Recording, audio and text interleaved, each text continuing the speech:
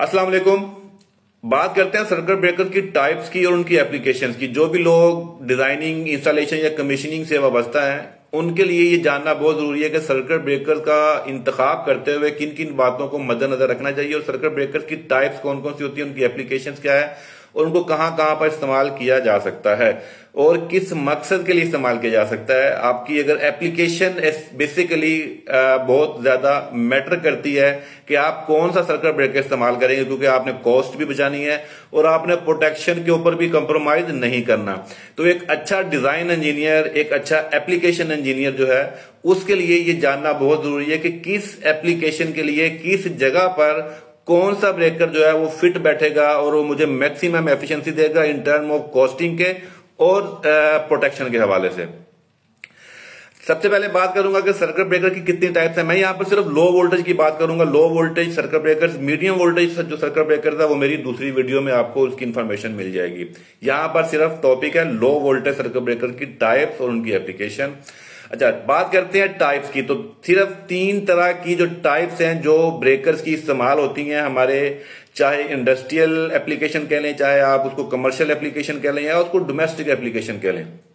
उनमें सरे फहरिस्त जो है वो सबसे अगर पहले बात की जाए तो जो ब्रेकर इस्तेमाल होता है वो एमसीबीज कहते हैं, miniature circuit breaker. Miniature circuit breaker stand जिसको हम एमसीबीज भी कहते हैं, जो कि एक कमर्शियल एप्लीकेशन और डोमेस्टिक एप्लीकेशन के लिए इस्तेमाल किया जाता है। ये सिंगल पोल, 2 पोल, 3 पोल और 4 पोल में अवेलेबल होता है, इजीली मिल जाता है। इसकी रेटिंग जो है उसकी बात करें तो ये 2 एम्पेयर से स्टार्ट होता है और ये 63 एम्पेयर तक जो है अवेलेबल होता है मार्केट में। लेकिन इसका डिजाइनिंग की बात की जाए तो ये 100 एम्पेयर तक डिजाइन होता है, लेकिन आमतौर पर मार्केट में ये 63 एम्पेयर तक अवेलेबल होता है 4 पोल के अंदर, और आपको ये 3 पोल में भी मिल जाएगा।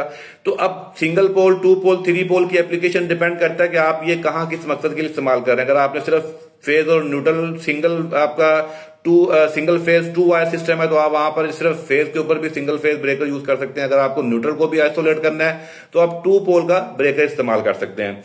अगर 3 फेज 4 वायर सिस्टम है तो वहां पर आप 3 फेज 3 पोल का भी यूज कर सकते हैं। अगर आपने न्यूट्रल को भी ब्रेक करना है तो आप 4 पोल का भी यूज कर सकते हैं उसके अंदर। इसमें मल्टीपल आपको ऑप्शन और चॉइस मिलती है।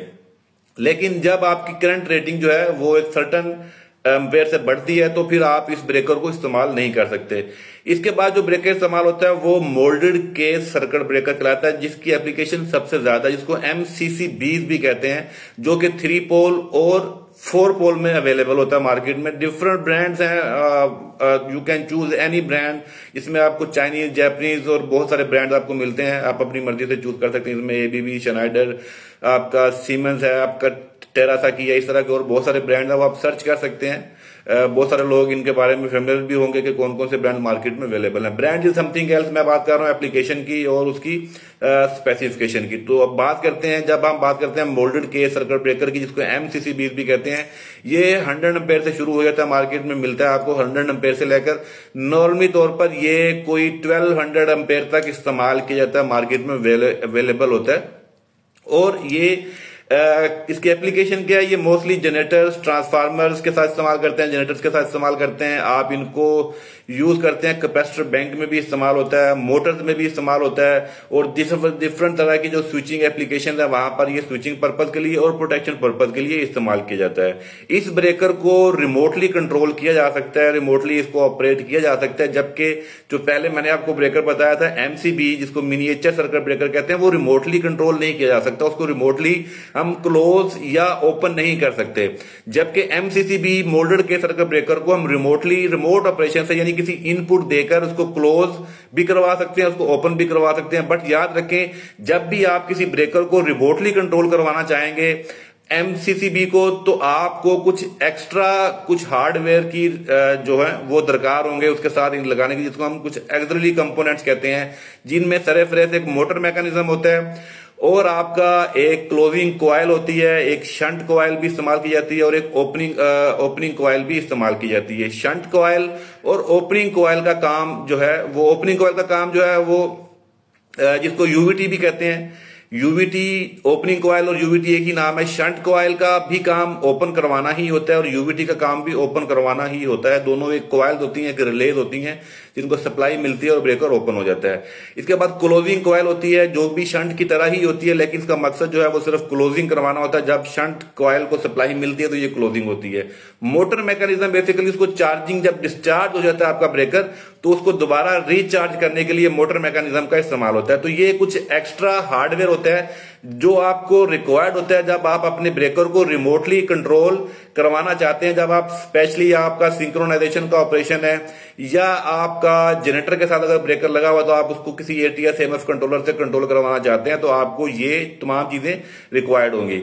तो उसके बाद बात करते हैं आपका जो ब्रेकर आता है, जो इस रेटिंग के बाद अगर आपका लोड 1200 एम्पेयर से 1500 एम्पेयर से बढ़ जाता है तो जो आपका ब्रेकर इस्तेमाल होता है उसको एसीबी कहते हैं, एयर सर्किट ब्रेकर, जो 3 पोल और 4 पोल में इस्तेमाल होता है। ये सबसे ज्यादा बेहतरीन, मॉडर्न और ज्यादा एफिशिएंट सर्किट ब्रेकर माना जाता है एक लो वोल्टेज रेंज के अंदर। इसकी मैक्सिमम जो रेंज है वो 6300 एम्पेयर तक जो अवेलेबल होता है मार्केट में। आप इसको यूज कर सकते हैं 6300 एम्पेयर के अंदर। इसके अंदर बहुत सारे फीचर हैं, आपको छोटी सी एलसीडी भी नजर आती है। इसके अंदर आपका जो करंट एम्पेयर जो है जो फ्लो करते हैं वो भी अवेलेबल होते हैं, और जो ट्रिपिंग की वैल्यू होती है उसको भी आप एडजस्ट कर सकते हैं। ये एडजस्टेबल होता है। कुछ एमसीसी भी जो एडजस्टेबल होते हैं उनको भी आप एडजस्ट कर सकते हैं कि नीचे नोब लगी होती है, आप उस नोब से उसकी रेटिंग को, ट्रिपिंग वैल्यू को डिफाइन कर सकते हैं, और उसका जो सेकंड्स हैं, जो आपके जो जितने जो उसका जो मल्टीप्लायर टाइम है सेकंड का, उसको भी आप एडजस्ट कर सकते हैं। तो ये एडजस्टेबल होता है। लेट्स सपोज अगर आपके पास 2000 एम्पेयर का ब्रेकर है तो आप उसकी ट्रिपिंग जो है वो 1200 एम्पेयर के ऊपर भी ले सकते हैं। आपके ऊपर ये डिपेंड करता है, आपकी रिक्वायरमेंट के ऊपर डिपेंड करता है कि आप जिस लोड के साथ लगा रहे हैं वह लोड की फुल लोड जो करंट है वो कितनी है। तो ये ब्रेकर आपको इस रेटिंग में मिलता है। इसके अलावा इस ब्रेकर को भी अगर रिमोटली आपने कंट्रोल करना है, रिमोटली क्लोज या ओपन करना है, तो आपको इस ब्रेकर के साथ भी एक्सिलरी कंपोनेंट की जरूरत पड़ती है। इसमें मोटर मैकेनिज्म, सरे फेरेस्ट है, फिर आपकी यूवीटी कॉइल है, फिर आपकी शंट कॉइल और आपकी क्लोजिंग कॉइल।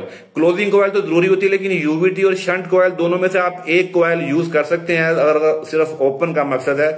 लेकिन अगर आपको अंडर वोल्टेज की प्रोटेक्शन भी चाहिए और आपको ओपनिंग की भी चाहिए तो फिर डिपेंड करता है एप्लीकेशन के ऊपर। बेसिकली शंट की वो इनपुट दी जाती है, उसको इनपुट देते हैं तो ब्रेकर ओपन होता है, जबकि यूवीटी की इनपुट डिस्कनेक्ट करते हैं तो आपका ब्रेकर ओपन होता है। तो थोड़ा सा इसमें डिजाइन के हवाले से फर्क होता है। जैसे नॉर्मली ओपन नॉर्मली क्लोज, तो यूवीटी जो होती है वो नॉर्मली क्लोज ऑपरेशन होता है, जबकि शंट का ऑपरेशन जो है नॉर्मली ओपन के तौर पर इस्तेमाल होता है। तो ये आपकी एप्लीकेशन के ऊपर डिपेंड करता है कि आपको किस तरह का जो है वो रिक्वायर्ड फीचर चाहिए। तो दोनों में से आप एक कॉइल भी यूज कर सकते हैं या दोनों भी कर सकते हैं। क्लोजिंग कॉइल तो आपको यूज करनी ही पड़ती है, और मोटर मैकेनिज्म तो आपको चाहिए होता है।